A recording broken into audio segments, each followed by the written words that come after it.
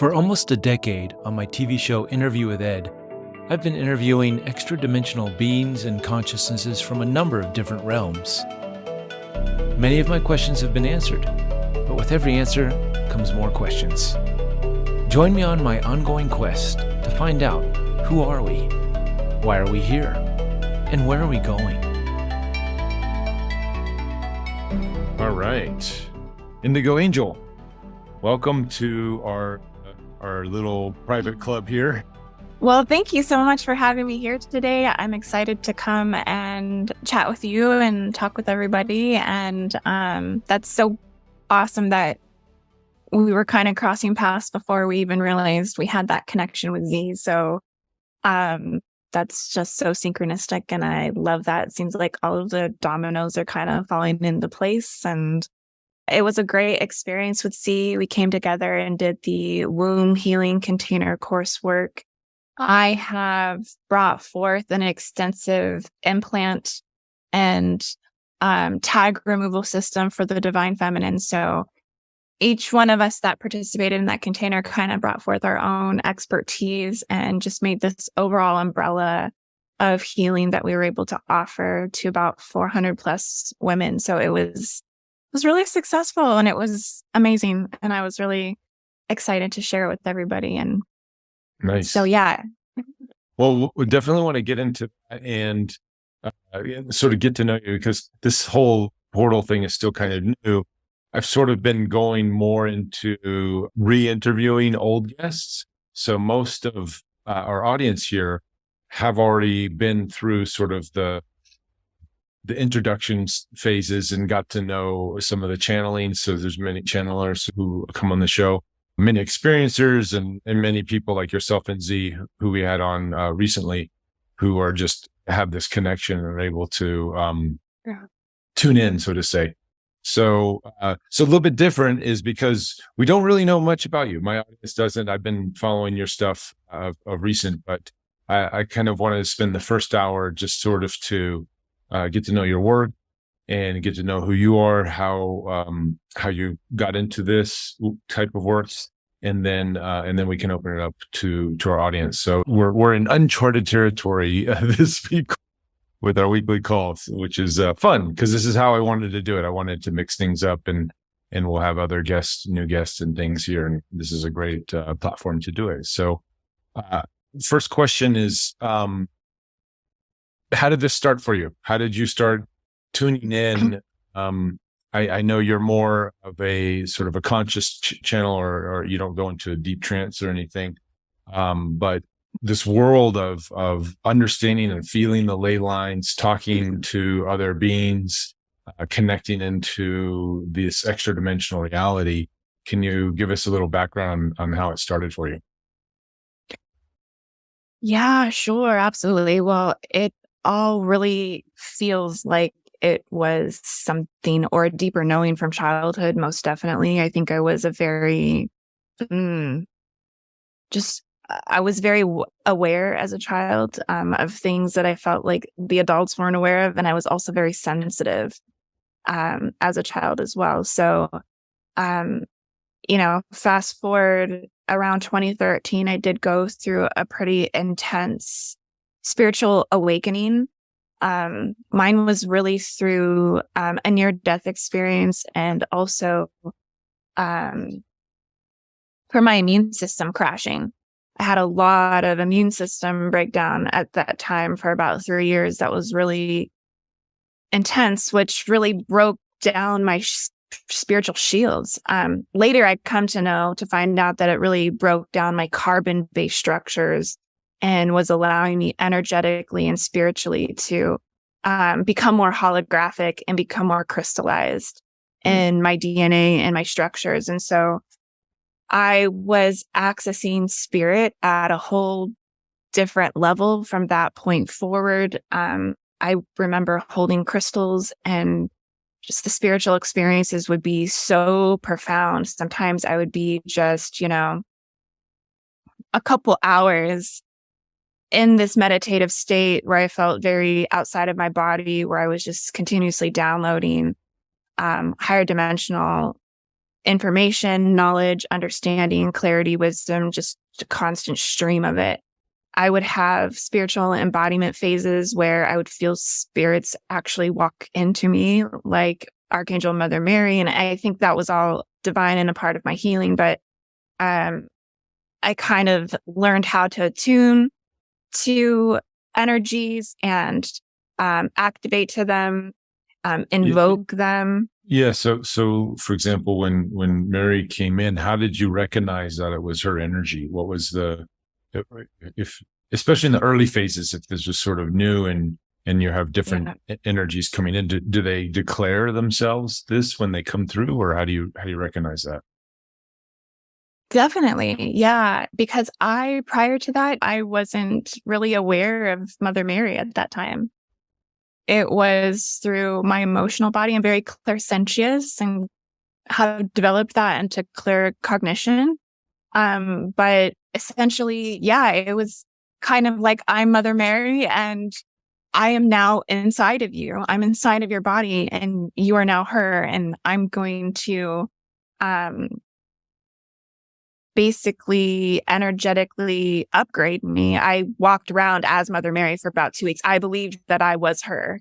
And I Wow. felt like everything that I was speaking, everything that I was saying, that it was her words, her energy, her strength. And so yeah, I just knew. I knew right away Mother Mary was inside me. So um And it's that kind like, of yeah. and that happened with other beings as well. Uh-huh. Yeah. So I've kind of learned over the years of how to attune to those energies now, call upon those energies, invoke those energies, work those energies. If I so sometimes even desire to work with a spirit um, or an ascended master or an ultra terrestrial or an extraterrestrial, whatever it may ultimately be. Typically, if it comes into my field, it's because I am meant to work with that energy. Right. There's something in my mission or information that I need, or there's something that is vital in terms of my own personal evolution and sometimes collective messages that I need to share. So they will come and guide me to certain things, activate me to certain things, tell me to go to certain places. Some of them tell me to go to Egypt, and, do certain things there. So, I mean, it just depends. Yeah. Many of the channelers who've been on the show before kind of have their go-to being, which is the what they're used to, and to initially get into the channeling state, they connect with that being first, and then from there, the door opens and they can sort of meet these others. Is that work for you that way, or do you just go directly to whoever? I'm kind of at a level now that I think a lot of my information is just direct electromagnetic imprint and stream from omnipotent source. Like I'm just connected right into source energy. So I don't typically go through other beings to bring forth information. But I do have, I guess, a spiritual group of supporters that I work with energetically or feel that they are guides to the things that I do. And also that I honor and also sometimes even put offerings out to and things like this to work with their energy. But yeah, I've kind of gone more grid worker in the things that I Right. do in channel. I think my evolution of my spirituality has gone from wanting to work with others and channel information for others and have this more of this human interaction. But I felt like once my consciousness went more galactic and became more quantum cognition, I started to embody higher levels of consciousness, what I call avatar consciousness or planetary logos consciousness, which allowed me to see deeper into planetary holographic architecture. And so now I'm channeling more of the matrices that are inside of the Earth's body and Right. defining more of what it is to be a grid reader, a grid worker, a grid keeper, a gatekeeper, all of these things, right? They're all kind of mean similarly the same thing. Yeah, Which is let's go in that direction, because it seems to be a theme of late, with obviously with your work. You're sort of really going deeper than I think anybody else has, with your vocabulary and your understanding of these grid lines. But many people of late, in fact, I'm doing a full TV show, documentary series on the Mitchell Hedges crystal skull, and we're going around taking the skull to the different spots and activating spots. So it seems of late, many light workers are getting the call to, Z mentioned as well in her interview, to go to these spots and activate that. Can you go into that work a little bit more for our audience? I know if whoever's following you knows what you're doing of late, but just many people, this is their first time to your work. So yeah, sure, no problem. Yeah, definitely. I mean, there's many different missions that grid workers hold. I think it's really helpful if you kind of know your indigo type. So if you consider yourself to be a starseed, or you consider yourself to be an empath or a crystal child, or they're all kind of under the same umbrella, so to speak. I like to define them by indigo type. And so it helps to know your indigo type, because it kind of tells you what kind of a light worker you are, where are you working in your ascension capacities. Indigo type 1s have typically been known to be the grid keeper, the gatekeeper, the ones that are working within the Earth's architecture. And it's because what happens is, through their ascension, as you become an indigo type 1, you attune to higher levels of your DNA strand. So you're going from a 12-strand carbon-based structure to a 48. So within that, you're refining the diamond structures within your body, which allows you to embody more of the Earth's holographic templating.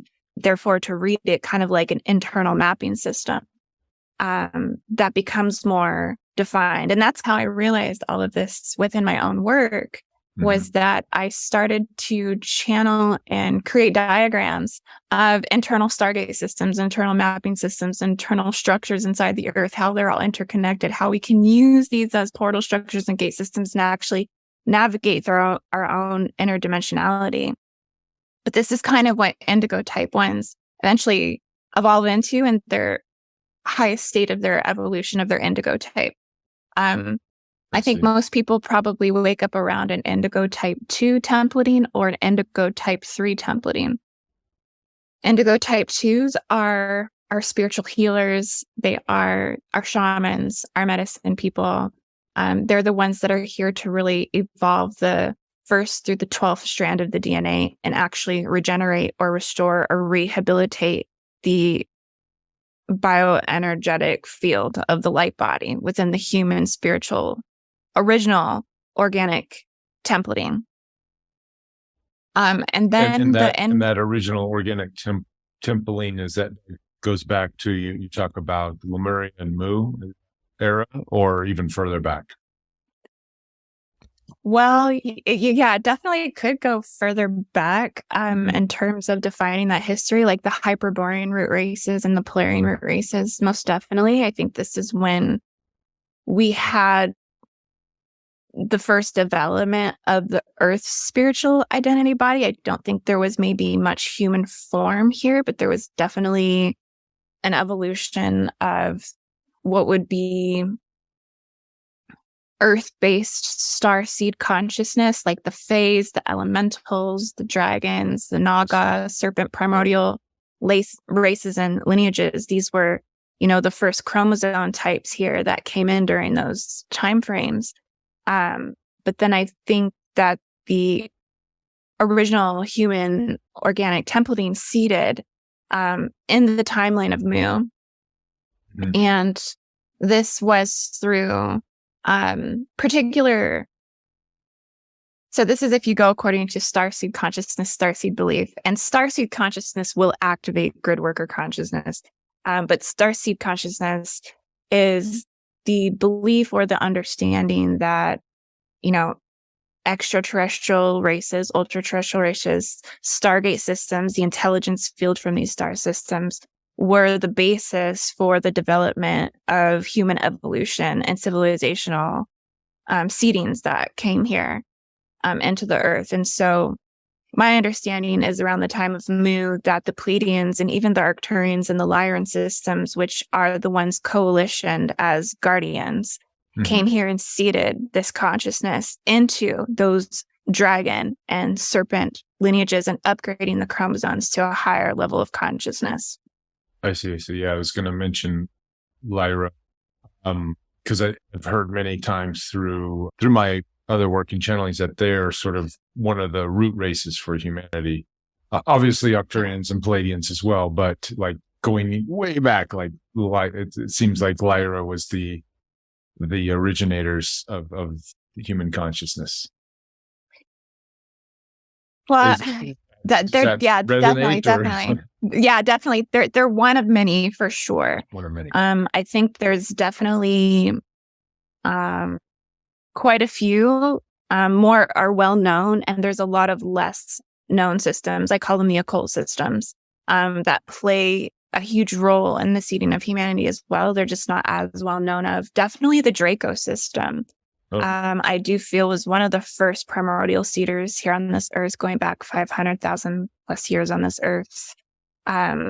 So yeah, Lyrans as well. I mean, there was a huge Lyran war in galactic history, where there was an invasion of the Draco system into the Lyran system, and then many of the Lyrans were displaced and became refugee races. Also, became new inhabitants in the Orion system, which is then where most of the galactic warfare has played out and is still playing out to this day. Still to this day. Wow. Well, let's go back to the Indigo types, and you got into type 2, and I'll try not to pull you away, but you drop so many nuggets during whenever you speak that I'm like, I want to go there. So I'll try to stay focused on the one subject, but I'm going to interject and go down some of these streams. It's okay. It's fun to go down the streams. It is fun. Yeah. I get lost in them too. Sure. Where are we going? We could go. We're multidimensional. That's the fun thing about it is sometimes some things don't even have to connect. We just hop to the next thing. We're in another timeline.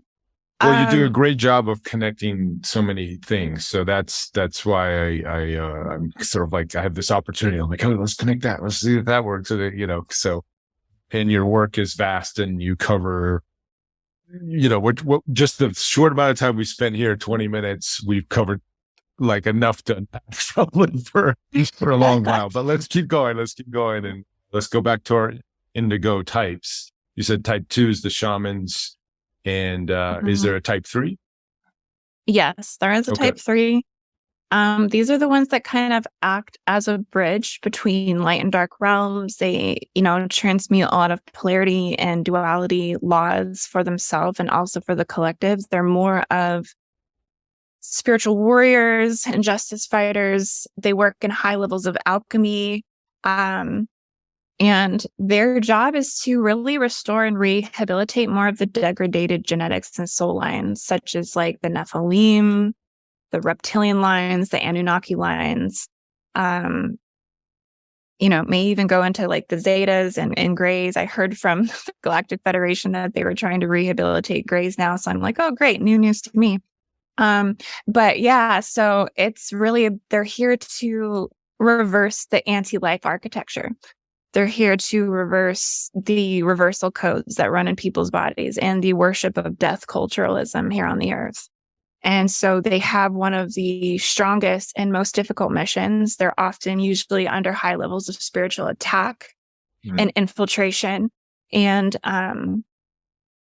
a lot of Indigo 3s ultimately evolve into an Indigo type 1. Indigo type 2s typically stay sometimes within that framework of their consciousness and what they're meant here to do in terms of their mission, but 3s will often be propelled into a 1 mission, and it is because they hold rescue missions here. They're the ones that are able to go into more maybe degraded gate sites in the earth, navigate artificial and man-made stargates, and reverse that for the planetary body. So they can work on the behalf of the planet's spiritual body. And so yeah, Indigo type 3s, they are tough as cookies. Yeah, I was gonna say it sounds like the on the ground foot soldiers Yeah. of this whole thing. Is this more of a per incarnation, or is this like a like that a soul group or a soul mission that continues over many lifetimes, or is this kind of what one lifetime at a time kind of thing for these indigo types?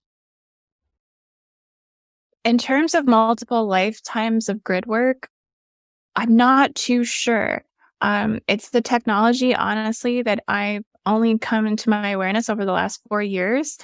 So my studies of was I doing grid work in past lives? Potentially, and maybe. I'm starting to kind of see that there is a new indigo type that's coming online. I call it an indigo type 4. And it's where they have the ability to basically bring forth a lot of future prophecy. They have the ability to really anchor galactic realms here into the planetary body. And because of that reason, it may be something that something that is learned over lifetimes and is just inherited as a consciousness that you reawaken to again.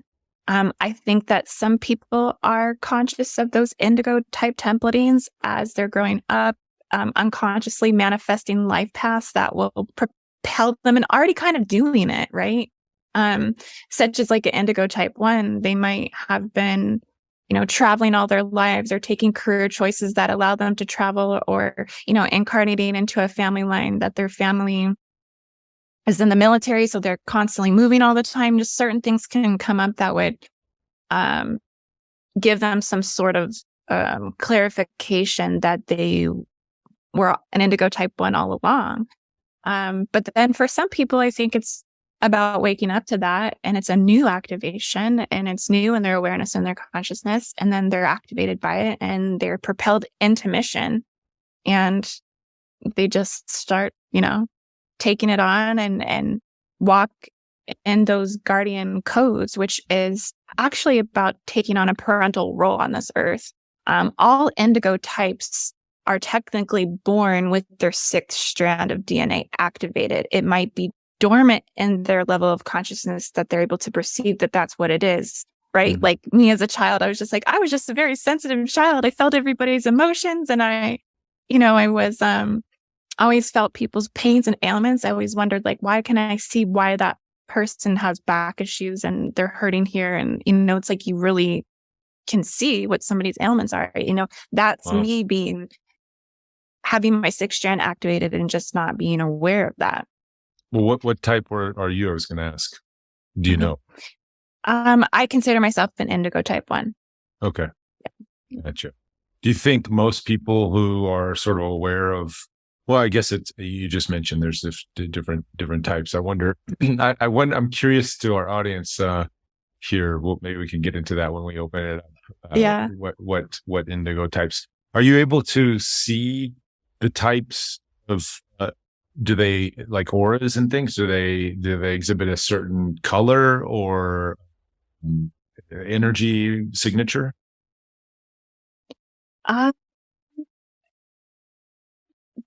They can definitely, yeah. The auras would be definitely different. I think if you're an indigo type 1, you're probably going to be more working within different creational rays and different creational spectrums. So different chakra systems will be activated according to that, and probably expand more within the auric field to be most identified. Mm-hmm. Indigo type 1s, I'd say, are really within the purity rays. So they're probably going to be more white ray based. Indigo type 2s, these are good questions too. It's just making me think. Yeah. Indigo type 2s would be more green, right? Because they're more healing. They're going to be also probably more violet because there's a lot of transmutation. Indigo type 3s will probably be working within the blue ray spectrum. And because that's kind of the I want to say it's like the protective energies, the protected fields of the astral levels and layers and the auric fields. So they would be probably more within those currents and streams of intelligence, according to primal light color spectrum and how the universe connects Sure, sure. through that.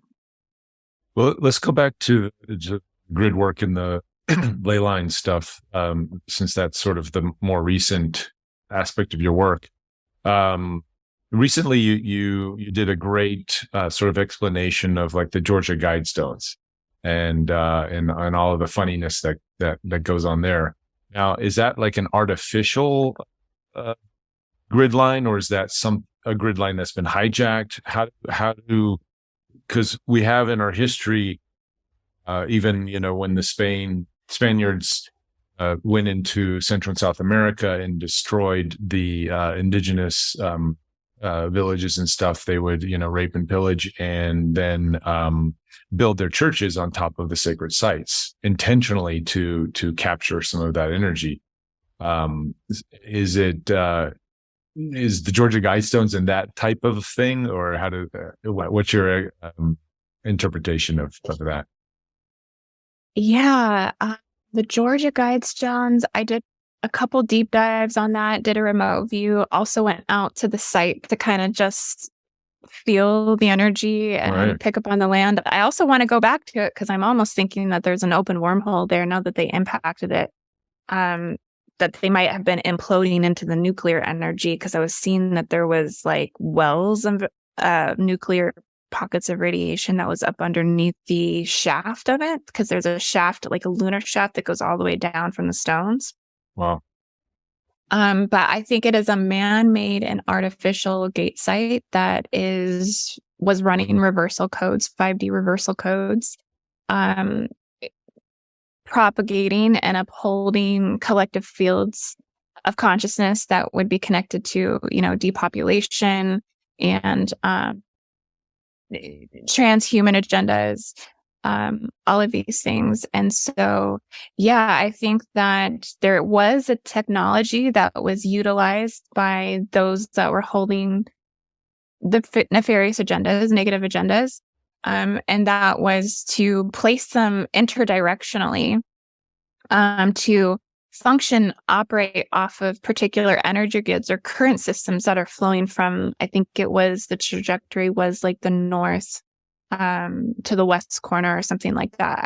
I had it all laid out in my update that I did, but tapping into the currents in the fields of the universal grids that are already running to pull in energy.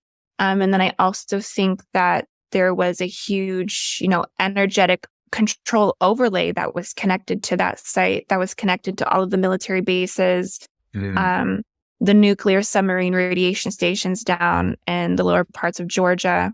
You mentioned that too. I've been down to Cumberland Island. I don't know if you've been there or visited that place. And I used to go there. I was working on a Star Trek TV show, and every time it was the stage was located there, so I would go there and do ceremony, and the energy there was just super intense. So it was a nice synchronicity when you mentioned the base, because the base is just right off the coast there, and it just made sense.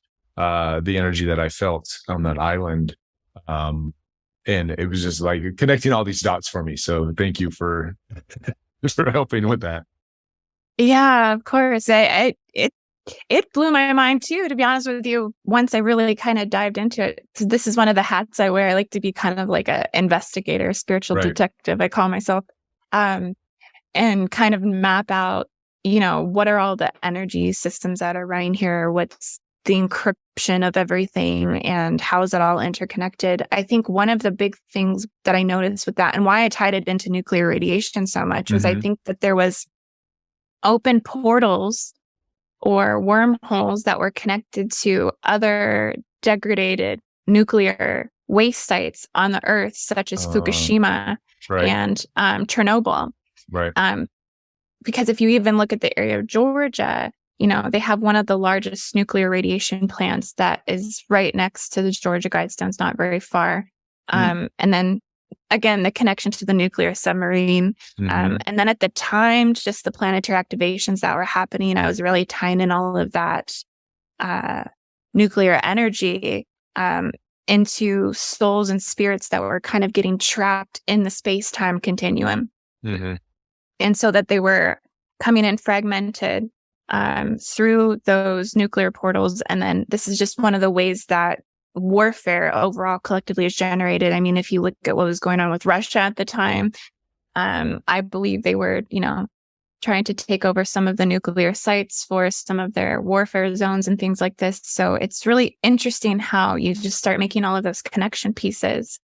Well, I mean, definitely in ufology, and that's sort of my start was in that from that crowd and moved into where we are now. But it's sort of unanimously believed that with the launch of the Trinity bomb in 1945, that opened up the portals and at least set off the warning signs, and we had many ETs and craft. Obviously, we're here prior, but they really started to show up around then. So, so it's all connected for sure. Yeah, it sounds like you're a grid worker. It sounds like you're doing grid work. Yeah, I'm following the people who are doing the grid work, and I think that's why Z reached out to me for your guys' project, and perhaps not to put any spoilers out there, but we might be working in the future on doing some grid work type. They make for great shows, for like travel shows. The new travel shows of the future are which energy spot has the most intense energy. And I think that's such an amazing idea, and I think it's the new wave of the higher consciousness community of what's really important and what's most activated in people right now. I can tell you that if you could capture that on video, just the power of these Stargate systems. I went down to Machu Picchu recently. Oh, right.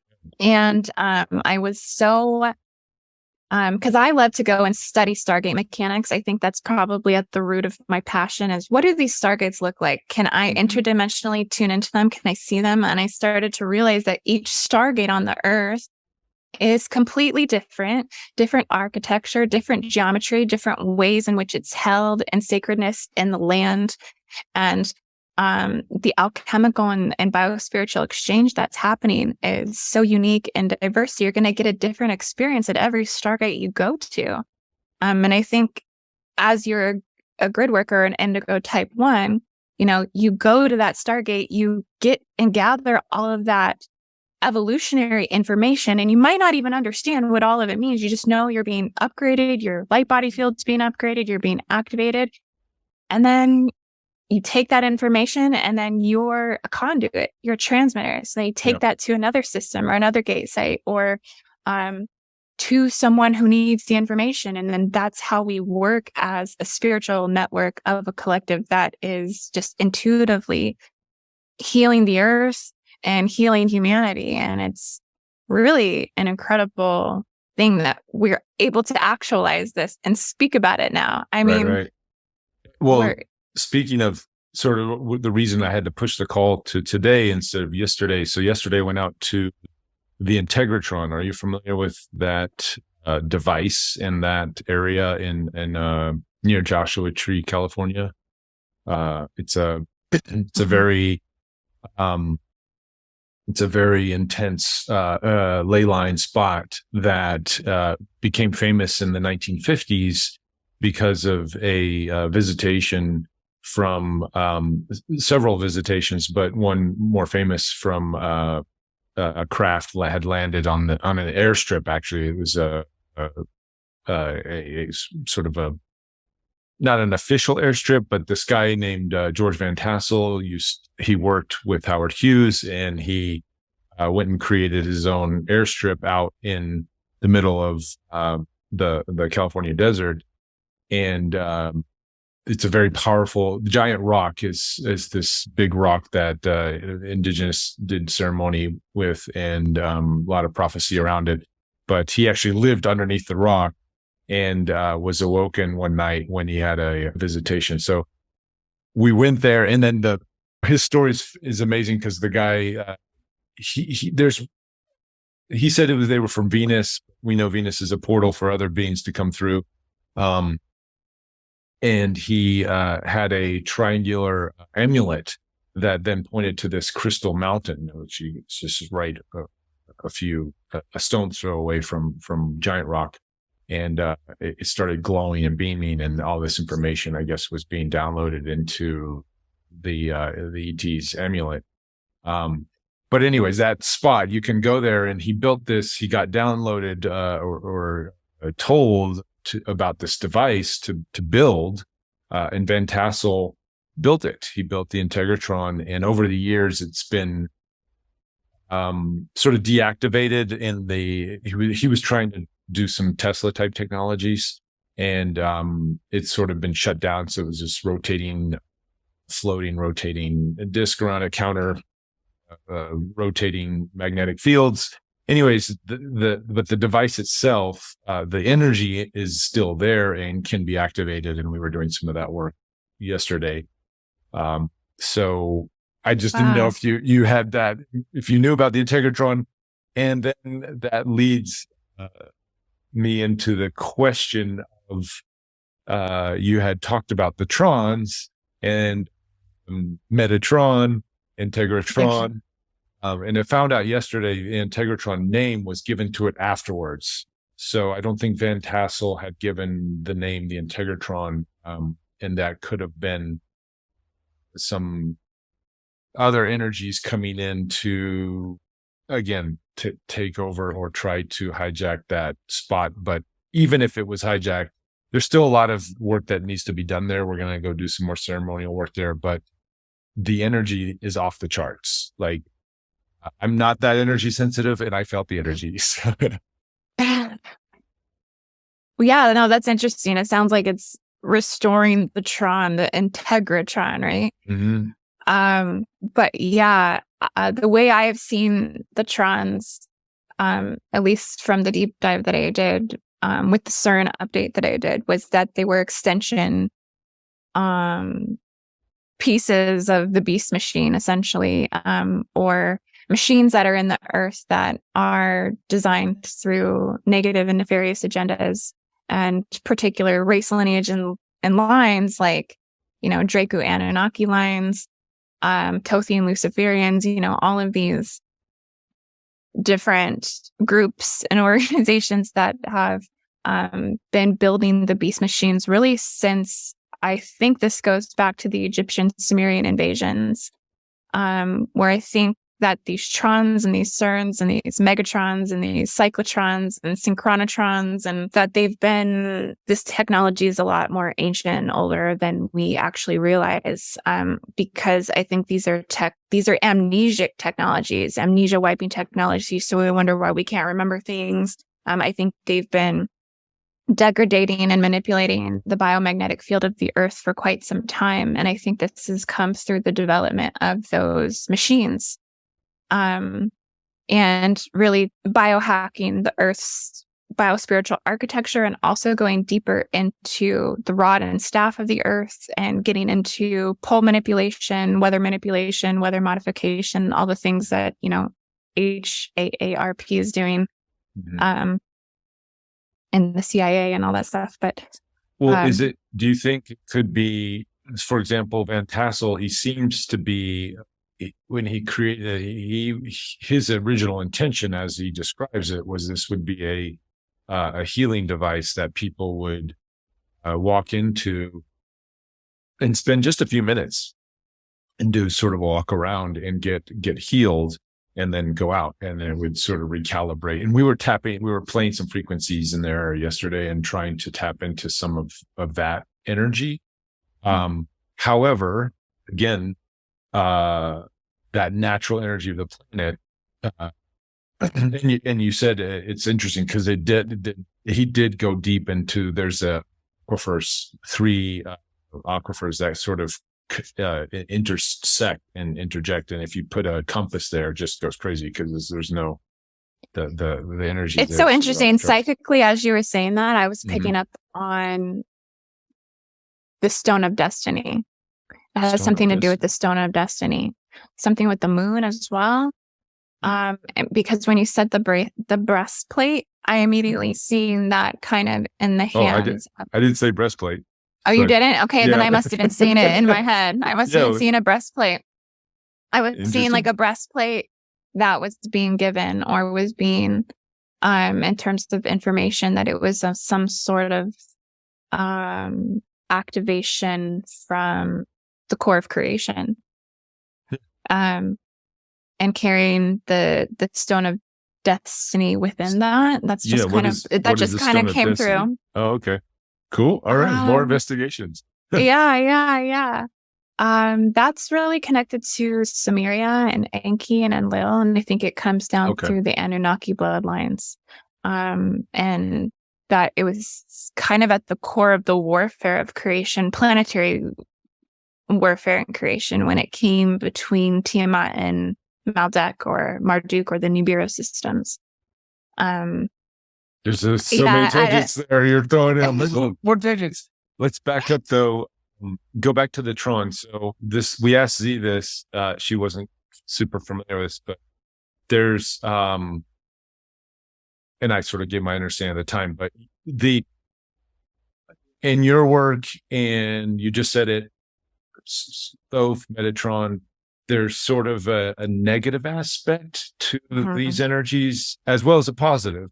And I'm wondering if you could sort of define that and explain that, how you see those energies. Particularly those, Hermes, Metatron, these are the sort of the same. Enoch, we know that these energies are overlapping in many ways. But then in your work, and also I forget her name, the lady out of Florida who wrote so many books that are really expensive online right now. Ashana Dean. Yeah, Ashana Dean. She talks also about the sort of the negative metatronic energies. Could you define that a little bit? Go into that? Yeah, definitely. Well, I'm a huge student of Ashana Dean and also Lisa Renee. And so that's, kind of at the core of things I would definitely like to look into and reference for my own personal exploration of these things. I have sought out a lot of other great minds and great literature and great work, and I've tried to decode these great mysteries of Metatron and Thoth, because it is very polarized in the perception, definitely. Yeah. I do feel that the story with Toast is that he originally corrupted the Emerald Tablets, basically. Corrupted them? And he didn't create them? Well, no, he brought them forth, basically, and all of the information within it. And that this was somehow hijacked with energies that basically was a great disillusion or a great deception over humanity, and therefore brought forth the Kabbalistic, like Jewish mysticism. Like they've actually taken it, like this was the development of what came from those teachings, and that this brought forth a capped version of ascension capacities, because it's based off of a 12 or a 10 sphere universal tree of life, which installed some sort of cap or some sort of limitation in the ascension capacities, and also redefined the universal tree of life structure, which is truly like a 12 tree Christic organic structure, and basically tainted and redefined that, and then kind of made humanity believe this is what it was, and in turn that capped consciousness. So it was kind of like a great deception. And then from that birthed, archons and more aspects of the Illuminati or whatever that came from that, under all of that, to basically breed and feed portals into shadow realms or fallen systems or fallen realms that are, what's it called? An entropic system. So they're not able to keep expanding And they're basically all running off of the artificial flower of life system. Can you Which is explain that where a the little bit? Yeah. Metatronic invasion exists. So the Okay. Metatronic parasite is that artificial flower of life, which is the entropic flower of life, which is inverted, which doesn't allow consciousness to keep spiraling out. And is this the flower of life with the what do you call it? The two rings around it that are keeping it enclosed, I think you were saying before. Yeah, exactly. Okay. Really, what I was looking at it the other day, trying to kind of take a step back from these belief systems and just look at the structures themselves. Right. It seems that the old flower of life. Do you have? I don't know. Maybe you have a picture of it, or some, I you can could pull screen something up share. here. Yeah. I think they just pertain to the third dimensional field. That flower of life, any geometric form, is basically going to hold shadow because it is reflecting light. So I think that's what this Metatronic perception could ultimately be about, is that the geometry itself is holding reflections of shadow, therefore opening us up to, darker systems or wormhole systems or the shadow realms fallen Wisa systems. So this would be more entropic in the third dimensional field, holding more uh, inability to expand the true nature of how energy flows within the Earth's body. Right. That It's traditionally with these two rings, but there's other depictions of it that don't have the rings. Maybe, for example, this one. It sort of goes, it's infinity. And actually, we were playing yesterday with different frequencies and in cymatic frequencies that, there's definitely no ring around it. So that's very interesting that you had sort of mentioned that ring could be sort of a capturing of the energy. Yeah. I actually delved in and kind of channeled the original Tiamat grid structures. I created a diagram for it. It's on my website, indigoangel222.com. If you want to pull it up. But basically, I kind of was channeling what this core fifth dimensional creation structure. So if you go under my blog work, and then if you click anywhere, or there we go, the Tiamat grid. Yeah, that one. Oh, okay. Yeah, I haven't seen this one yet. This is new. Interesting. Yeah, so you can see the inner core here, the hexagonal shape. Inside of there would be the halls of Amenti or the Hall of Records. I put the reflection of the entire universe, but it's basically like the super consciousness field of the Earth. And then you have that hexagonal structure, which is really definitive of our carbon structures. Right. And also hexagonal is just very defining of life and the flower of life and the fruit of life, the seed of life. And it's very just compatible with expansion.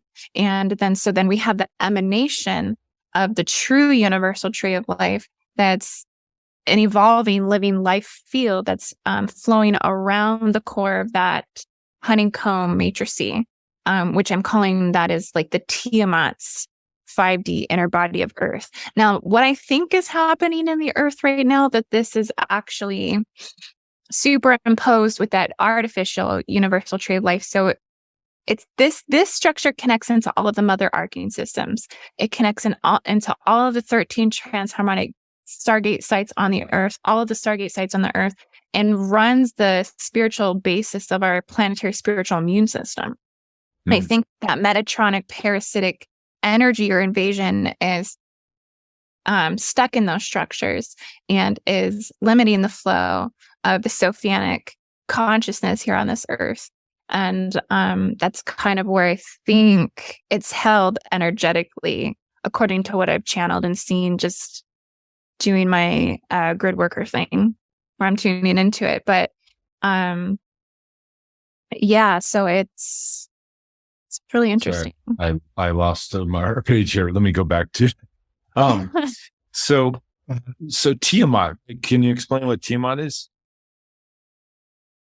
Yeah, sure. So this goes back to planetary creation, and the story of how it goes that we had an original universe, and in that original universe there was only Tiamat, the sun, and Mercury.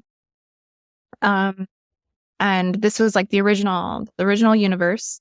And then we had the Marduk, or you could call it Maldek, or even I think Nibiru. I honestly think they're one and the same. But this system came in, and it was a warfare between the moons. Planet? It was a planet. Yeah, because it said that the asteroid belt is the explosion of Marduk, not Marduk. Sorry. Well, maybe it is the same. Tiamat. Yeah, I think it's both. I think it's both fragments from both of them. But I believe it was a warfare between the moons. Tiamat had 11 moons. Marduk or Nibiru had moons as well. So it was the moons that imploded into Tiamat's body, which then the remnants from that celestial warfare became the asteroid belt, like you just said. And then what was left of Tiamat actually became the core templating of our Earth today. So this would be like the original body of the Earth. And this was how our Earth was formed. And then the largest moon of Tiamat became our moon. So the moon we have today stores and holds all of this memory to the original creation. And this is why I think, honestly, the warfare comes through lunar energies. You'll see that a lot of things are associated to when you think about things that have been hijacked or taken over. We talk about the moon chains. We talk about the imposter races, the nefarious races, the invader races, and how they're using the chains of the moon or the entrance points of the moon to come in. All of this, I think, comes from ultimately the warfare codes of how this Earth was originally created. And so all of that memory is still stored on the moon. And so it's really clearing our collective core original world wounds through the lunar aspects. Well, many people say the moon was brought here in as opposed to naturally forming. And then many people say, the moon is artificial. There's a satellite. It's a satellite, and then there's ideas of some sort of soul capturing device. So there's a lot of different theories and ideas around the moon. Which one resonates with you the most? I've definitely explored them all. The Saturn moon matrix.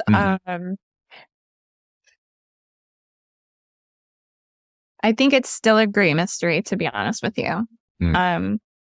I think that and this comes up so much. This comes up all the time, like people wanting like clarity on this. And I'm just not sure. Maybe we're ready for it. Or there's still karma in the timelines collectively that we're still shedding to further understand more of the moon's participation here. And, we definitely do know that it plays a huge role in women's reproductive cycles. Yes, this is true. Yep. Well, and just, the influences of it on our Earth are just incredible in so many ways, not just with all the cycles, like any type of cycle. It seems like the moon is involved. Going back to again, so we're all over the place on this one, but going back to the Metatron, you said portals into the shadow. Could it be, just offering a different perspective, could it be instead of shadow portals into our world, creating light portals for their world?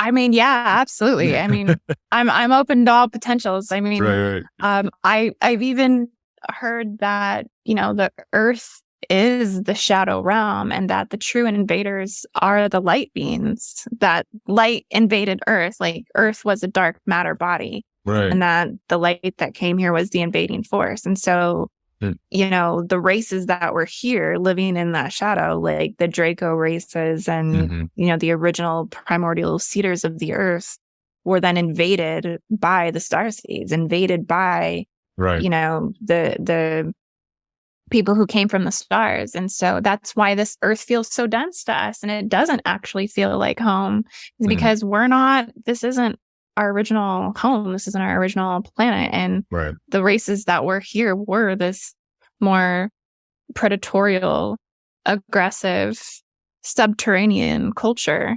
Right. Um, and so, yeah, I mean, it's interesting to think about it like that, but then, Yeah. Well, yeah, because I think what came up when we were talking about Z is that so many people who have tuned into the Metatron energy, including for me, my sort of first experience into these other realms, I did this thing called a Phoenix Bath. I was very much against any kind of mind altering psychedelics, which I'm not now. I'm totally in that camp, but at the time I was like, I got to do this as natural as possible, even though it was kind of the same thing. And I did this hot pepper bath where it was for detoxing and cleaning your body, but also it was probably the most excruciating, painful experience I've ever had.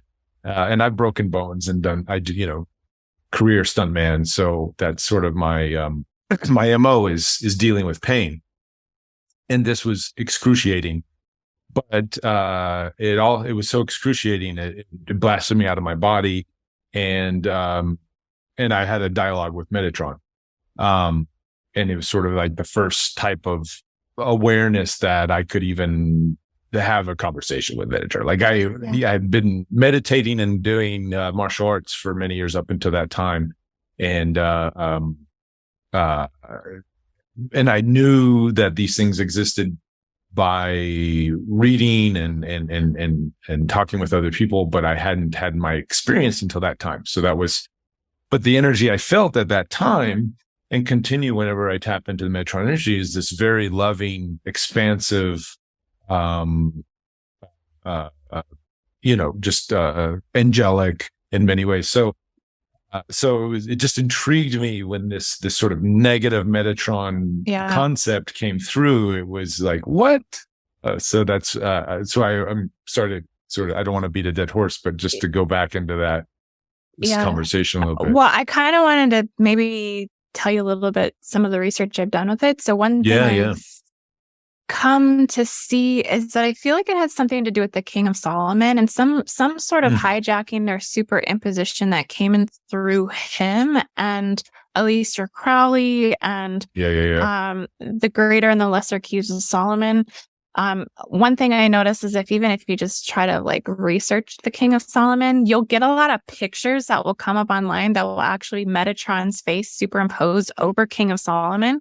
Oh, So, wow. it's just there's something hijacked that came in through Right. that. I don't know where or exactly how in history, the pinpoint fabric point, but I know it's connected to that. And I think Right. also to the whereabouts of the Ark of the Covenant and what they're doing with that.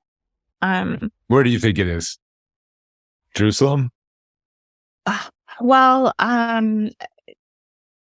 Ethiopia.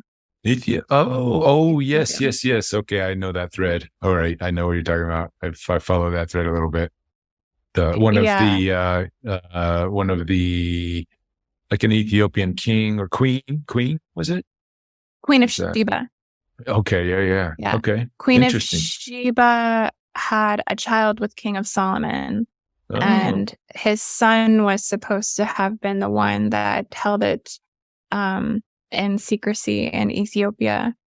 And I think there's actually a new eighth wonder of the world. There's actually like this underground temple. I think it's going to be a new man-made Stargate, honestly, because that's what I'm picking up on it energetically. But there's a new like underground temple in Ethiopia that's just being excavated right now. That's All kind right. of a big deal, but might be connected to the Ark of the Covenant. What I've actually kind of seen with the Okay. Ark of the Covenant is that it's transcended into a portal passageway into the Andromedan system. So I think all of the areas that it once which existed because it was so powerful that it created activation zones in those locations and areas and created and filamented into streams of celestial and cosmic passageways that is where honestly the energy may have been coming from all along, or energy was being released too, but it I think was opening up to greater streams of cosmic intelligence fields, definitely. It was kind of a portable portal, right? The Ark of the Covenant. Yeah, yeah, definitely. And with that, on that stream, let's go into the skulls, because you've mentioned them in some of your talks, but we've never had the conversation, and that's sort of my work right now. What's your take on the crystal skull phenomenon and the legend of the 13 skulls? Yes, well, that's such an exciting thing. Mm. Um, what I've gathered is that they were potentially all together at one point in temples down in the Bermuda Triangle, in the time of Atlantis, and during the time that Atlantis and Lemuria, separated, and the grid fabrics kind of went on their way, and things were imploded and dissolved into the Atlantic Ocean. Essentially, Mer priests took those to the women of Isla Mujeres, the Isle of Women, and gave them to the Mayan grandmothers to keep them in safety and in secrecy. And that they are an actual spiritual living library of information from the Atlantean time that was encoded with all of the spiritual knowledge and records of that time. And that I think what I've heard is that it takes like a particular priestess that was a descendant of those bloodlines that has the activation codes and the actual knowledge and song to go through to like hymn a certain rhythm that can actually open the skulls up. Yep. That I've heard resonates that with what parts of we've been them. doing. Okay, is it? Okay, wow. Yeah. I have heard that they might actually be being held in Machu Picchu, or one or two of them might be in Machu Picchu, that now they're kind of unknown in multiple disclosed locations. That's about as much as I know about the 13 crystal skulls. All right. Well, that's a good, some good cross reference of some of the data sets that I've been playing with on my journey with this film project. So, and it's, like the moon, it's a great mystery that we're still uncovering. So that's, we can't have all of our presence up front. Otherwise, what would we do? We would not be having these great conversations about, the mysteries of the universe, if we already knew them all. So this is part of the fun. I'm going to go ahead and,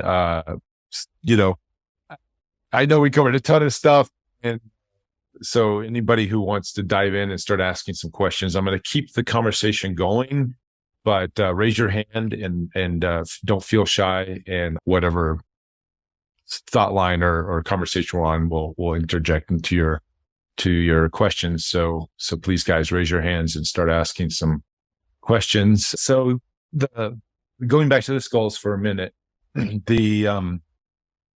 you said the 13 grandmothers and the Mayan grandmothers, is that that's sort of after the fall in Atlantis, and that was sort of, you think, they were sort of given to the grandmothers for safekeeping until we got out of the fall now, kind of? I definitely can't say for sure if it was after the fall. Probably Right. at a time where they knew something was definitely wrong. I know there was a lot of Draco invasions that took place at that time, that things were definitely starting to go bad. There was an ascended master group in the Lemurian time called the Ionis and the Yanas. And these were the ones that I think it would have been these groups that would have been given the crystal skulls, to be honest with you. These were the most pure souls of the Lemurian time, the most highest ascended fifth dimensional souls that existed there. And so it had to have been in a time where all of this was really, where they knew that the invasion was coming and that there's like no more time to lose type of thing. Similarly to when the conquistadors invaded the Incans and they had the Quiros that went up into the mountains to keep all of the sacred knowledge and wisdom pure. In the Andean mountains. I think that's probably similar to what probably happened at that time. I see. Yeah. And also so is that, are you I'm sure you're connected and familiar with Telos and the whole, that story and Adama and the Council of 13 and, Shambhala, like that lineage, you think? They could potentially be descendants of that. Yeah. Oh, okay. They are the descendants of that lineage in a sense. Yeah. Perhaps. Yeah, potentially, because I think, that timeline was more Lemurian based. Right. I guess we are talking about Lemuria. I was kind of, yeah. I'm traveling timelines. I'm going into Mu. It could have all been connected to those lines and lineages, definitely. Okay. So. We have Tony has his hand up. Let's go ahead with your question. Hi, Ruben. Hi, everybody. Hi, there. Angel. Hi. Thank you so much for just, it's just crazy how expansive, everybody is and the role. I've never heard of you, Indigo Angel, but I'm just so immersed in all the knowledge that you've been given. It's amazing. How can somebody find out what Indigo, I guess, type you are? Is it through you? Do you do channelings or, so how can I find out, for example, which Indigo type? Well, yeah, I'm actually about to put an article out on my website, Indigo Angel 22. I've written about it in my blogs, most definitely, more extensively. You can also, I think it's just about learning about the types. You can learn about them on ascensionglossary.com, ascensiondictionary.com. Those are just some spots that have a lot of the terms and definitions that you can read up about it and be able to determine what indigo type that you are. Which one do you feel? Did you hear me describing each one of them when I was speaking earlier? Yeah, I did. I mean, I don't think I'm a grid worker, but I think maybe the healer and then the other, I forget which one. The first type. It's either the first or the last type. I can't remember. An indigo type 2 or 3. I think a lot of it also plays upon. I think it also plays upon your star lineage and your incarnations as well. So that's one thing that I also do is pull starseed origins. So where are your origins? Where did you incarnate from? There is kind of a typical encryption that I think that follows. Indigo type 3s are a lot of times from the Orion system, or carrying, huge Syrian backgrounds, because they had a lot to do with the seeding of Atlantis. So therefore they're carrying more Atlantean karma. And so it will kind of fuel the underlying indigo templating. I would say that the indigo type ones really have, I think they're tied into a lot more of the ancient systems. So Lyran systems, Hydra systems, which Ruben, I think you're a Hydra because I was looking at your birthday, July 17th? 19th. 19th? Okay. Yeah. Might be a Hydra. Hydra. Okay. I'd have to pull it for sure to know the degrees, but the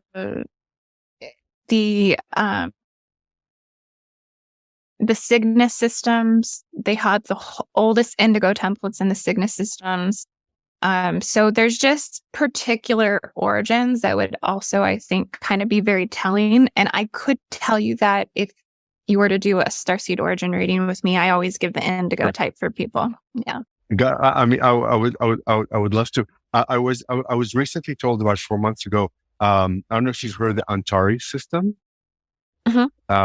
And I was told I may be like one of the gatekeepers of the Antari system because I connect with the mantis beings, the mantis, like the praying mantis. So I don't know if if that gives you a clue um, on Yeah, like yeah, what type. definitely. Well, yeah, the entire system, they are they're military, galactic military. They're Oh, like the chiefs of the cosmos.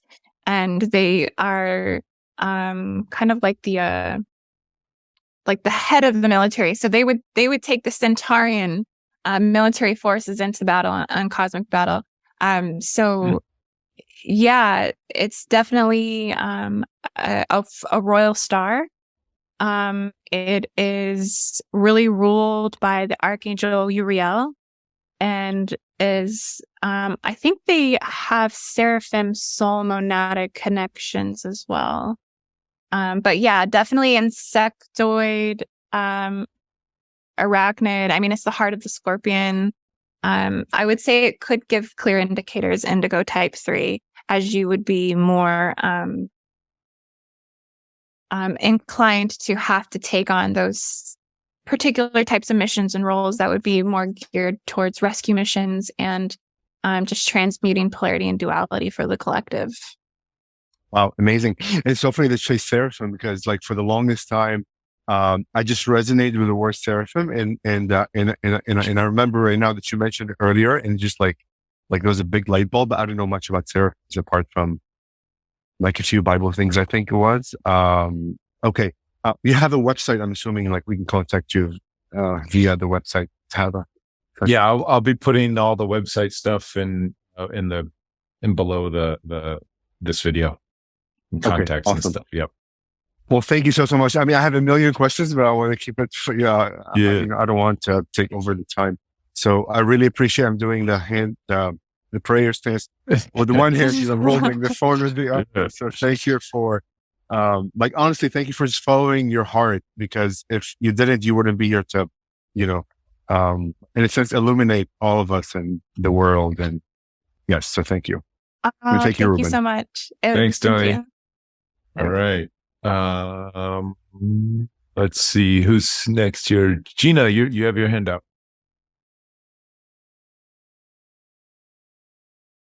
Hello. Hello, hello. Hi. I'm brand new to the community, and this is my first introduction to you, Indigo. And as you were going through the types, as soon as you started explaining what the type 3 is, I started weeping. And that's a clear indication to me. That's my intuition telling me that's pay attention. This is you.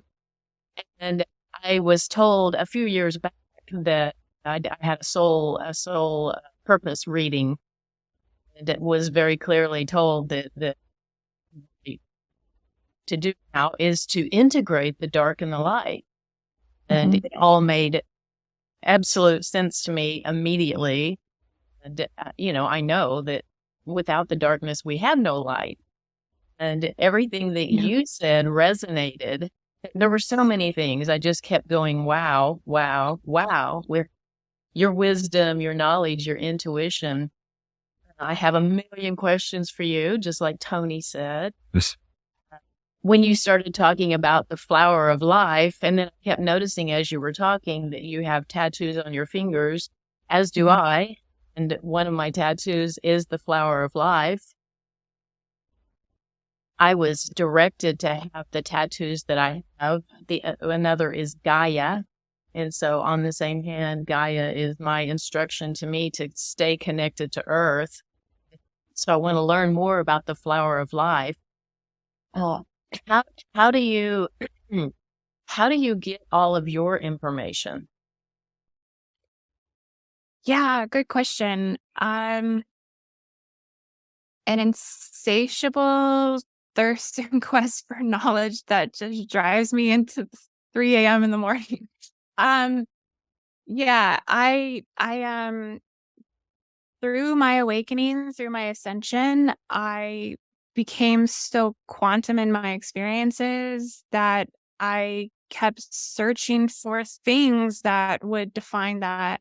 One of the things that I really spent a long time studying was Kalantic sciences, which is the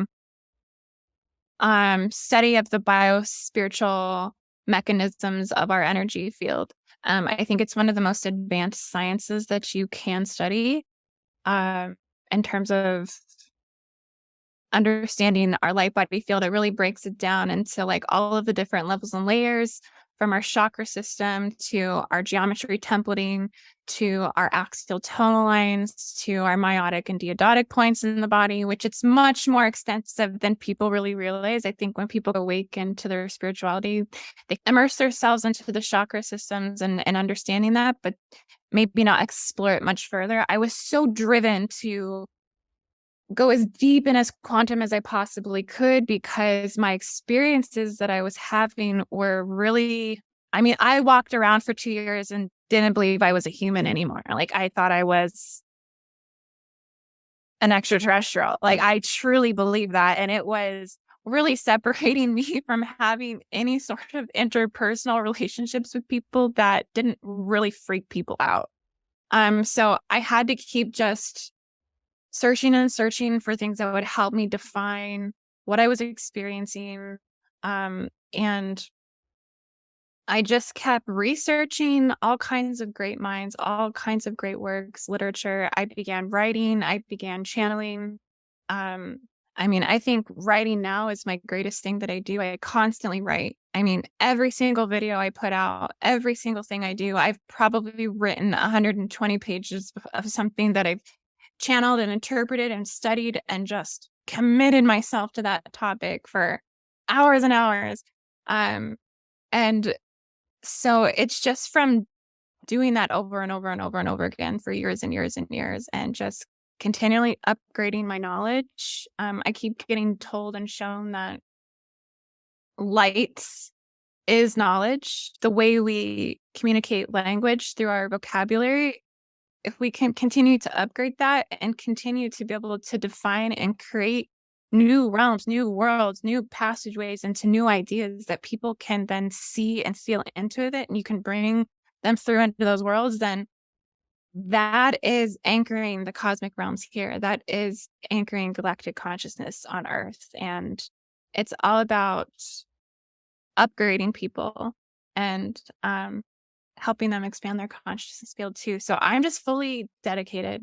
I try to be as humble as possible. I don't like to hold myself as like a guru, or I even get nervous when I hear those words, because it's just I also keep being shown that it's just to stay humble and just be as authentic and as genuine as you can. And I think you keep building your family and you keep building the people that are meant to hear your messages and connect into your work as you do that. And so if you're activated by this and you feel called to this work, then there's something in you as well that is connected to these missions and this guardianship. This is really about guardianship.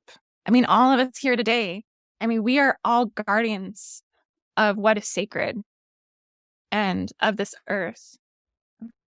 How did you, because I've gone through that process, it started for me 3.5 years ago when my son transcended to light. He was my son for 23 years, and he lived in a body that never moved himself, and he never spoke words. So I had 23 years training of speaking telepathically. So when he transcended to light, I was privileged to share in that experience with him. And so since that time, I've astral traveled with him multiple times to multiple star systems. There are just so many things that I know. And I went into a 3-year deep dive into myself in complete solitude, because when he left, everything else in my world left too. And so I'm trying now to come back into community with other human beings.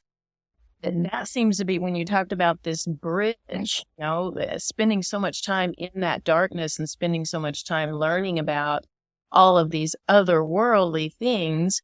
Now, how do you come back and embody and reintegrate and be in community? Even this, just having this conversation with people on Zoom, it's as real as we got right now, right? But it's very real. So how did you learn to harmonize that, your time of 3 o'clock in the morning, and then your time sharing and languaging what you learn? Because all of this stuff is so hard to language, right? But you do it beautifully. Yeah, practice, practice, practice, practice. Really, I mean, believing in yourself, putting yourself up on that pedestal because no one else is going to do it. No one else is going to give you this baby to birth. You have to go through the pains of birthing it yourself.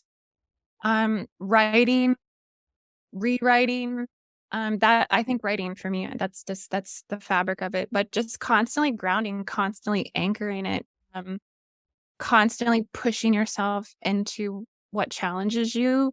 Like if it doesn't challenge you and if you don't face your fears, you're never ever going to get past them. So it's a lot of putting yourself out there and, just keep believing in yourself, like I said, and also really taking the time to develop yourself more if necessary. If there's more healing that needs to go into that, if you need to take time to really grieve the experiences from the loss and things like that, uh, really just trusting in your processes of what your intuition, connecting to your higher self, um, and just really recognize what your inner voice, your inner guidance is telling you to do, and just make that your priority every single day. Yeah. Excellent. I appreciate the connection with you and with you, Ruben. I actually own property in Belize, and Oh, I have right. been to Louvain. Oh, wow. I know Mayan people, so I want to talk to you more about that. Let's talk. Yeah. Everybody's got a little piece of the puzzle and the story. So, Oh, and her take on the Mayan grandmothers, that's a whole nother lane of fascination I'm going to go down. So yes. yeah, well, thank you, Gina. One more time, Indigo, what was the name of the modality that you said you were studying that really helped you dive deep? Kalantic science. Kalantic science. Okay, sweet. Mhm.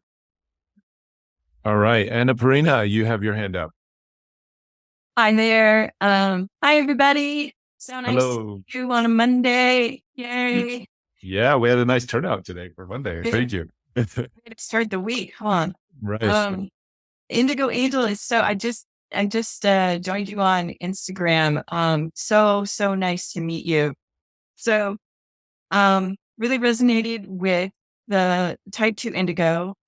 Years ago I was reading a book regarding indigos in regards to my son, who's going to be 27 this year, and realized that their timeline or their date was the date I was born, which was 1967. So I was like, oh my God, this makes so much sense. I started reading the book for myself because I really feel like I was sort of dropped in. I just listened to Wendy Kennedy's interview, and that really resonated with dropping into a family that was like so unlike me that it just didn't make any sense why I was there. Anyway, fast forward, I recently started channeling a collective from Hadar, so the Hadarian, and I found out, not from them, but just from doing research, that they're from Beta Centauri. My question is, I'm really working with some nervous system issues and reading about possibly being a starseed from that area. There was a lot of narratives of enslavement. I feel, wow, getting emotional too. Woo! So really feeling a lot of suppression and dealing with fear. Woo!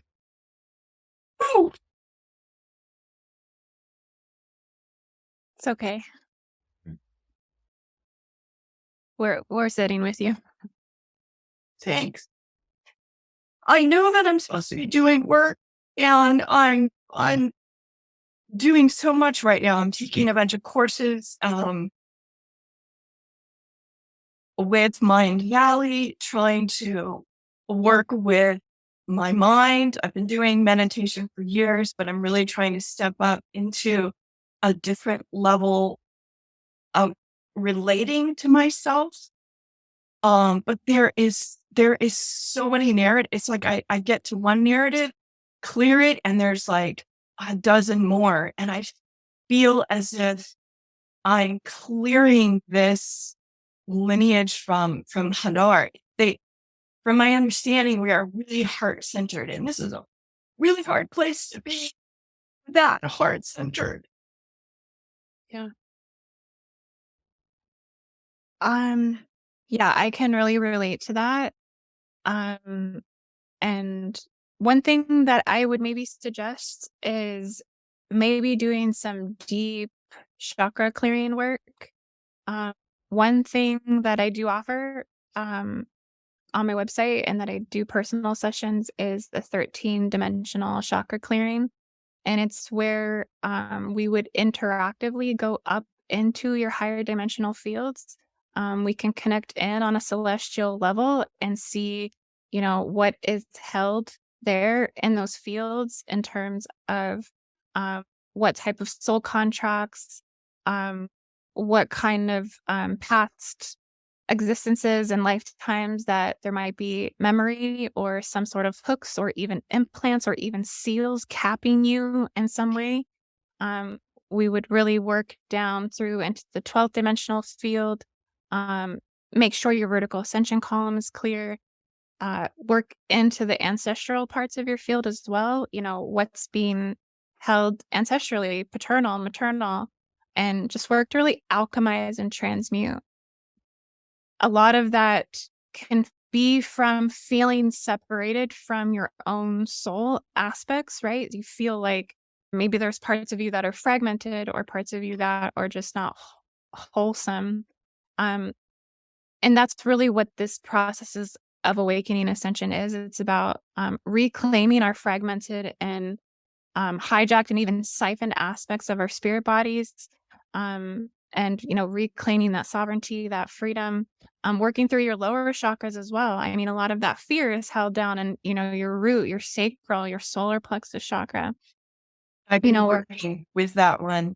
I've done chakra work for years, and Uh-huh. that's the one that's come up recently is solar plexus. And just there's like, I feel like I've been siphoned. I mean, I've been doing energy work for 30 years, and yet I feel like my solar plexus is probably the one that I'm working with the most right now, keeping that energy.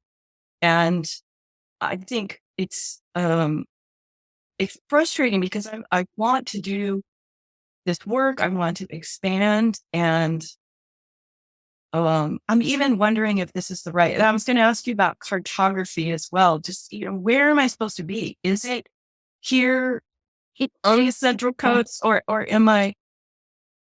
Is that part of the problem? Well, I think one thing to remember is our energy body, our 7th dimensional chakra system. We always have to come back to that, no matter like how evolved we are, no matter how much work we've done. We have to come back to the basics all the time, grounding, recentering, coming back to the 0 point field. It's nonstop work. One thing that I was kind of picking, you were talking, is that have you ever had J seal removal or seal or implant removal? That could be something that's going on, especially with the slavery things you're telling me. There could be binding around your core template. There could be shackles, chains, cording, all in your core system. So, doing universal tree of life clearings can also help unbind those types of things that come down through the genetics, come down through our past lives, come down through something that could be some form of a predispositional genetic or even contract thing that's come down. So that's where like my work comes in when I work one-on-one with people, is helping people to identify and find those things so that way they can be ultimately dissolved, uplifted, healed, and also strengthening your shields, your spiritual shields. So right now your shields are down, right? So you're being more affected, more impacted. And the shields can get weakened from so many different things. But becoming aware of what weakens your shields so that way you can keep them strong. You probably are probably an indigo type 3, just kind of gathering what I'm hearing, that you're kind of maybe in between realms, right? So there's a lot of polarity integration. There's a lot of duality integration. And so that could be you being pushed to step into those missions and to take on those roles as well as a way show or as a guide, someone who can come in and understand what it is and the dimensions that you're working with, so that way you can clear that energy and then also teach and show others how to do it, because I think that's ultimately what you're becoming. But heart consciousness expansion is difficult. It comes in waves. We're constantly ascending and descending. We're not always holding an ascended state. That would make sense. Yeah, and it's a lot to work through. Yeah, my business is called Awakening to Harmony. And I'm like, yeah, that's what I'm trying to do.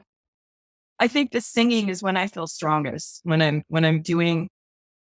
really in my heart and I'm doing that singing. But I think that's been really helpful. Thank you. Yeah, of course. You're welcome. Thank you for talking with us and sharing with us and Thank being you, vulnerable. Priya. Thank you for being vulnerable with us here. So we're sending you support and love. Thank you. Charmaine. Hi. Yes. Nice to meet you. Thank you for sharing on this call. I have two questions. And hello to everyone out there too. But I have two questions. One's really quick, and I'm sure you'll just be able. There's a simple explanation. And I'll ask my second one. Two right after. But the first one is the idea of an indigo type. I was curious if you could be two types, because given that we have DNA from all different planetary systems, excuse me, I know for me, I resonate with different systems. And then my second question, which really struck me, I've never heard of this idea of sacred geometry having there being like a dark side to it, or you spoke of the entropic flower of life, and I use sacred geometry all the time. I'm an artist. I'm an art psychotherapist. I'm fascinated by how where science meets spirituality. And in my processes, I've really felt a shift in the neural pathways in my brain when I'm creating sacred geometry, and that portals are actually opening. And somatically, what I've felt when I create those two circles around the flower of life, there's such a safety and a containment. So I'm not sure if maybe that's just part of my story, right? Or what life has taught me so far, that it feels good to be contained and it feels good to have boundaries. But maybe you can elaborate on that. I'm really fascinated by that idea. Thanks. Yeah, so I think it's kind of like with however you're using it in your spiritual practices, right? So, I mean, if you're using sacred geometry in your spiritual practices that aren't connected to manipulative agendas, then, I mean, you're not working with what is associated to that in terms of these more collective distorted perceptions of things or fallen perceptions of things, or I kind of like to tell people that too, because I always get the question like, should I or shouldn't I work with Metatron? And it's kind of like, well, do what feels most natural and intuitive to you. I mean, because at the end of the day, it's all about your gnosis and your connection to source. Um, there's a lot of hearsay, there's a lot of manipulation, there's a lot of agendas, there's a lot of inception and just things that, you know, might not even be a part of your soul signature and what you came here to do. You could have a completely different mission that has something to do with the expansion of geometry and redefining the definition of geometry.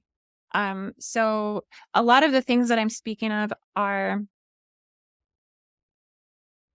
held within particular belief systems and held within particular conceptions that have been channeled by particular teachers and other way showers that have brought some of this information forward. We talked about Ashana Dean and Lisa Renee. Like this comes through a lot of their work. So it's really just stay true to your own gnosis when it comes to it. When I'm looking at the geometry and it holding shadow aspects, I think what it's trying to define is anything that has angulation, anything that has um, a point can cast shadow. So this is kind of what we work with as we are working within geometry to define structure and to define matter and what can be perceived within matter and within structure. And so anything on Earth that existing within a 3D perspective is going to cast shadow. So that just shows us how much we're working directly and indirectly with the shadow realms, that it's such a deep part of our subconscious and unconscious of how we are constantly integrating those realms and working with the angulation of it. I think when you look at the differentiation between the Metatronic flower of death and what they call the crystal lotus flower of life, it's just trying to define one that's an open source system and one that might define a closed source system that has the capacity to actually implode upon itself because it's not open. So yeah, and this really has to do, again, I think, with the imposter versions of spirituality and trying to define where corruption ultimately came in and incepted humanity. And it is a lot of pointing the fingers. It is a lot of the blame game and not taking a lot of responsibility for our own spiritual evolution here on this earth. I totally get that. But these are just concepts that are here. And so I think it's good for us to talk through them and work through them so we can gain more clarity. How do you guys feel about that? Well, it's interesting. As you were saying that, what was coming up for me was, and let me know if this is kind of underneath what you're saying, but there's tools out there that could be used for good and bad, like the tarot, right? Like I've always worked with the tarot, but there's something super shadowy and uncomfortable for me with working with that.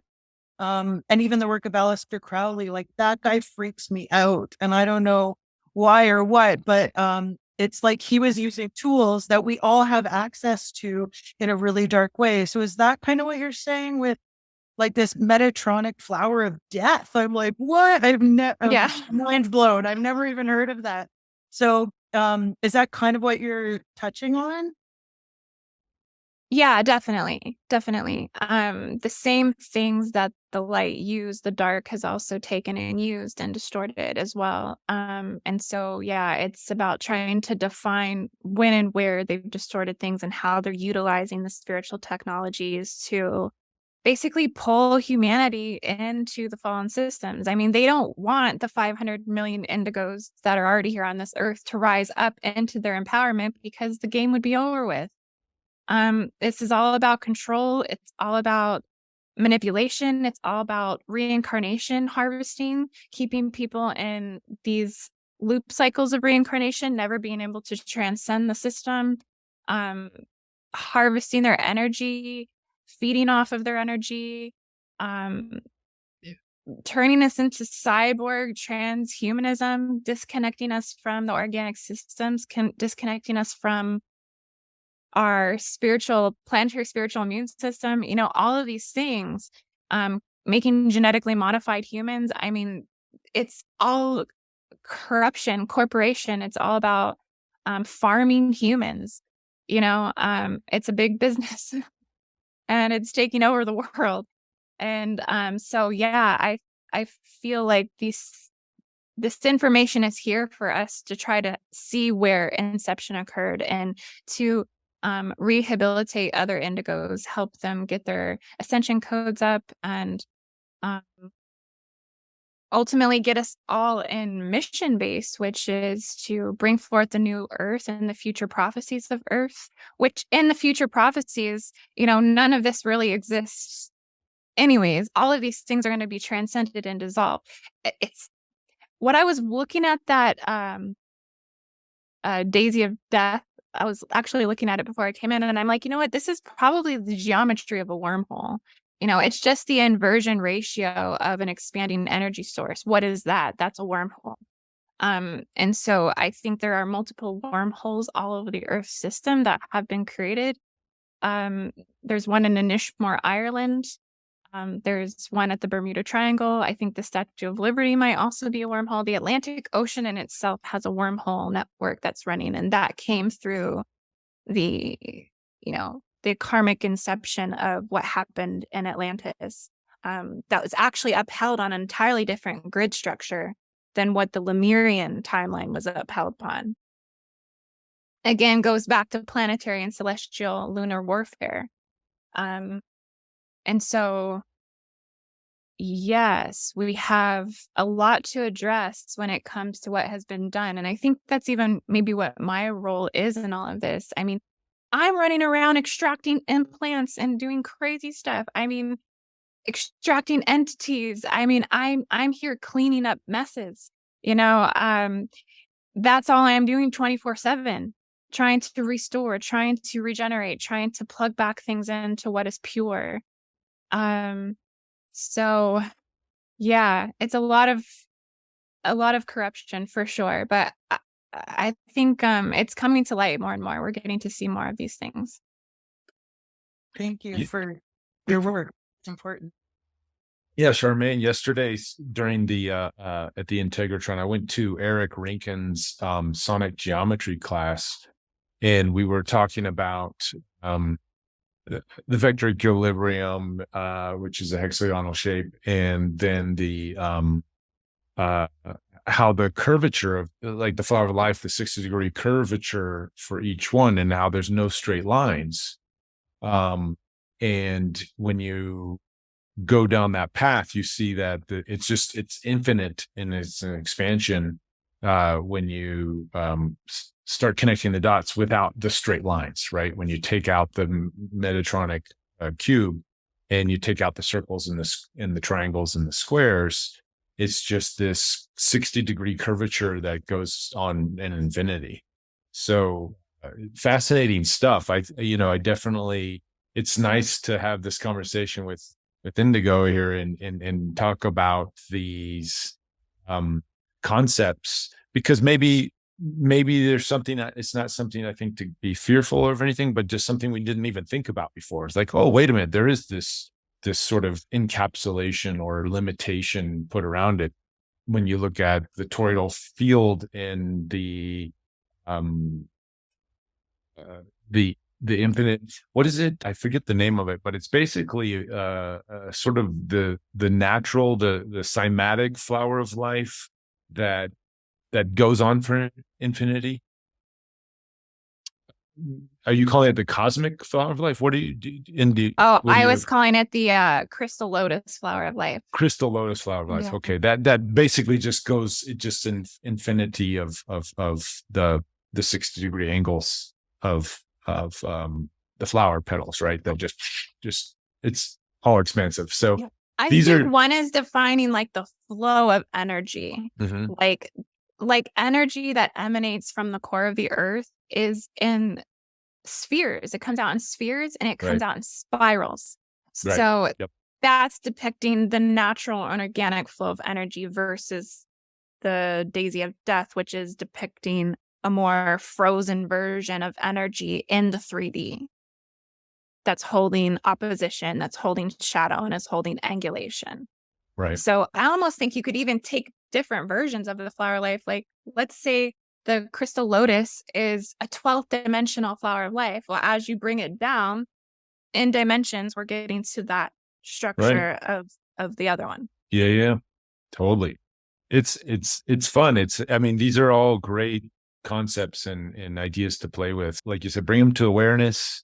So as we go down our studies and our explorations, it's not absolute truth, but it's something there that we could navigate and inform. So thank you for your work in the geometry and Charmaine too. I know your work too is super powerful in the geometry.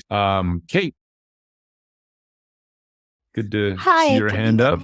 Yeah, we can hear you. Hi. Indigo, can you tell us more about, you're saying about implants in the womb? Can you tell us more about that? Yeah, sure. So one thing that I've talked about on my channel is I'm a survivor of the forced breeder programs. And this is really for those that I think are descendants of the goddess Isis and the Mary Magdalene bloodlines, descendants of the true Yanas, the ascended masters of the Lemurian time. Because what happened in that time is there was a great Holocaust, and these beings, these tribes, were basically separated from their fifth dimensional counterparts, their true soulmates. And the women were taken to Nibiru and taken to forced breeder camps and basically forced to mate with Nephilims and forced to mate with studs during, times of slavery. This happened a lot to the Irish women and also to the women of West Africa during the Atlantic slave trades. It really comes down to breeding and slavery, which is where is the basis of all reptilian programs on this planet, and how we have occurred or acquired so much hybridization trauma on this earth.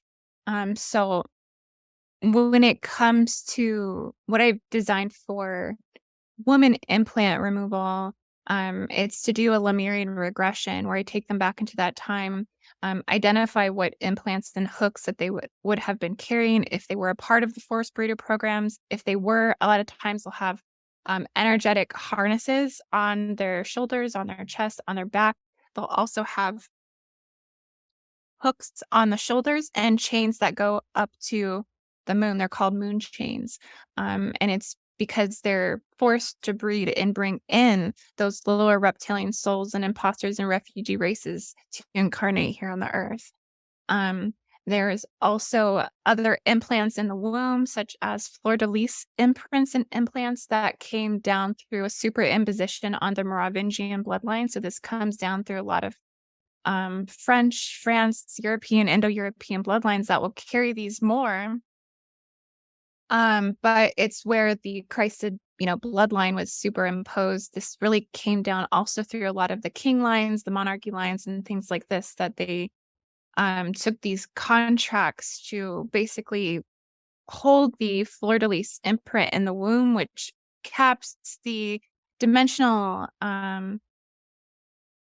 expression of the being that can incarnate. So bringing in lower forms of souls, basically. So what I do in that implant removal is just kind of identified, and there's a lot more types of implants that women can be carrying. I mean, there could be past lives with chastity belts. There could be past lives with all kinds of different distortions and things that have happened that you're still carrying the energetic imprints to those. So basically we go in and we remove them. We clean up the field. We do Stargate repair, which is womb repair. And sometimes it can just be things like sexual misery tags, incest tags, empath narcissist tags, rape and molestation tags. I mean, this is hardcore healing work, really addressing the ugly of the ugliest within what women have had to endure, and both men as well. I mean, a lot of these tags are shared between men and women. I just haven't designed a sexual healing session for men yet, but So do you think most women are carrying these kind of imprints? a lot of women are. Not all women do identify with this. But I would say a good majority of women do to some Mhm. degree, yeah. I don't know if you saw it in the chat. I live in central London, right by the palaces, Buckingham Palace and Kensington Palace, and I clear the ley lines around here. So I just took you. You just came with me, and I just walked the ley line from Kensington Palace, and you helped me to clear it just now. Wow, thank you for bringing me into that. That was amazing. It's where, And definitely it's where they kept Princess Diana. interesting that's coming up. Princess Diana is an example of someone who was run through the forest breeder programs. Yeah. Wow. Where you just helped to clear that energy. Thank you. Yeah, Happy to keep, be a part of that. keep doing that work, Kate. Thank you. Yeah. Let's see. We have Tony. You have one. You want to jump in with another question? Yes, hi. Just back to Charmaine when she was mentioning the like the flower of life and the other, like the shadow of it. Like what you were trying to say, I think, and I'm not sure if this is like the right kind of like perception, but like what you're saying is because we're on this 3D Earth where there's dark and light in a sense, we cannot, in a sense, like invalidate the fact that everything has like the other opposite spectrum, right? Is that what you're kind of speaking about? Yeah, That definitely. right. But as we rise, then you kind of focus more on like on the light aspect, like without invalidating, like still that there is like a dark aspect of everything, of all that is, because otherwise, then you're only living in like a one reality, and you're not accepting all that is, which is that whole spectrum. Yeah, exactly. And like there, You, okay, you said that Thank thank perfectly. you. Sorry. Yeah, thanks, Tony. Sure. All right. And Sophia, you have your hand up. Hi. I just wanted to ask quickly, just because it's so funny, I was looking at this stuff today about the moon and working with the moon or not working with the moon and what it is and what it represents. And I had my astrology teacher telling me to tap in being a Cancer rising, that I should be paying a lot of attention to the moon and how it affects me. And then going through the template stuff, like Juliet and Jiva Carter, do you know? They would do a lot of sacred geometry, energetic work, blah, blah. Anyway. And of course, they hold very similar opinions about the moon being, not such a positive entity and how it came in and all that kind of stuff. So I was just curious to know, how do you choose to work with or not work with the moon now at this point in time, knowing what you know?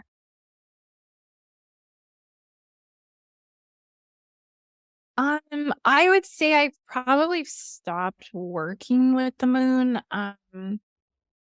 I just hold a space of neutrality, honestly, towards it. I try not to judge it. I try to just observe it and take note of what I think is going on, what I feel is going on. I do feel at the core that the moon has so much to do with our celestial seedings here. I do know that many races and beings are utilizing the moon for incarnation, whether it's artificial or whether it's AI. If you've seen the movie Moonfall, I think it's a movie on Netflix, but it's kind of a good depiction of what potentially the inside of the moon looks like and how it's actually this organic artificial intelligence. And that has a lot to do with uh, the advancement of intelligence and the evolution of humanity here on Earth. Um, I would say that, yeah, just try to stay neutral to it as best as you possibly can. I think that's probably the best way to approach it. Because if you go too far into something as a belief, then again you're closing yourself off to other possibilities and potentials. And but yeah, I do think the moon is used for incarnation. The celestial book that I wrote with the Starseed Akashic origins and the methodology that I brought forth, I talk about how the race morphogenetic field of the planet is, according to the Earth's synergistic relationship with the moon, our electromagnetic field, all of that is how races are speeding here into this Earth. So, I mean, if you think about when we're ovulating or when we're, going through our menses and our cycles, if you were to bring a baby in, all of that is coming in through the moon. So the moon is like a transport. It's definitely how souls are utilizing that to come into the womb and to the womb worlds. So it's definitely a part of these networks that we utilize. I've also heard that the moon is viral, and the reason why we even have placentas and have the capacity to have our reproductive cycles is through a viral mutation that occurred however many years ago on this planet. So I mean, like, the theories just keep coming, but yeah, just I wouldn't fear anything. Don't fear anything. Yeah.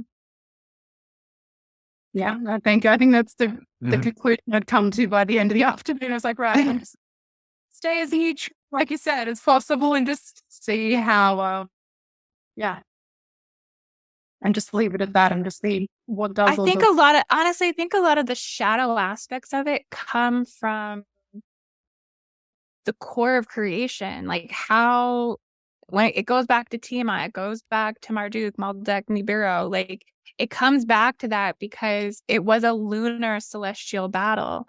So all of our shadow is cellularly, historically, and through our memory is imprinted with our relationship with the moon, whether it's organic or artificial. So I think it holds the core of the fear bodies, of the shadow bodies, the lunar matrices, the Saturn moon matrices, the black cube energy, all of that. It's the depth of our subconscious, right? The deepest shadows of our subconscious and our unconscious mind, and all of these parts of ourselves that are really, really unknown and are fearful to explore. So I think it's so reflective of that. And that's why it brings up so much uncertainty.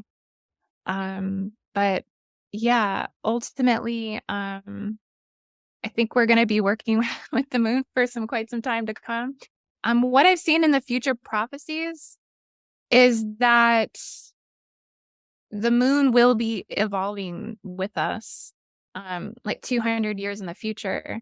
That Earth will continue to go on her ascension processes in terms of anchoring the new light grid matrices in the Earth, and that a lot of this misconception and a lot of this distortion will ultimately be dissolved, because we will come into the time of the new age and the golden age as prophesied and predicted fully, and that a lot of this stuff will completely dissolve.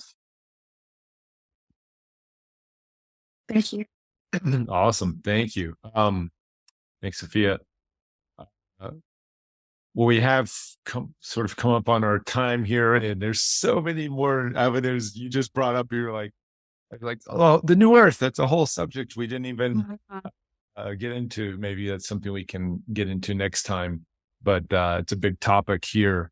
And this portal is what can we do in our physical reality now that helps ground in and build these frequencies for laying down the foundation, the energetic foundations. And I think your work is key, and doing this energy work, the grid lines, the releasing of the traumas, and just everything you're doing is so awesome in the creation and helping move the creation of the new earth along. So thank you for sharing all this awesome wisdom and information. And thanks again at the very end. I was perfect with Sophia and how you said all of this information. There's, two sides to everything. It's all about neutrality. It's all about taking it in and not getting triggered and not